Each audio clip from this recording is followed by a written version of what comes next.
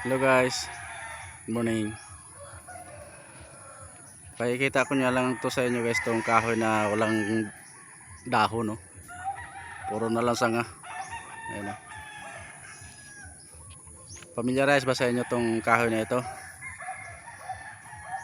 Nakakain ng bunga nito guys. Ayan, no? Hindi ko lang alam kung anong tawag ninyo sa ganitong kahoy. May mga bunga to siya guys, nakakain, bilog-bilog. Wala siyang dahon guys, oh. Parang summer, ay parang winter, ano. Yan, oh. Yan yung puno niya guys, oh. Yan. Ang tawag nito sa amin guys, ano, siniguilas. So yan lang guys, maraming salamat sa panonood, paki-like, share.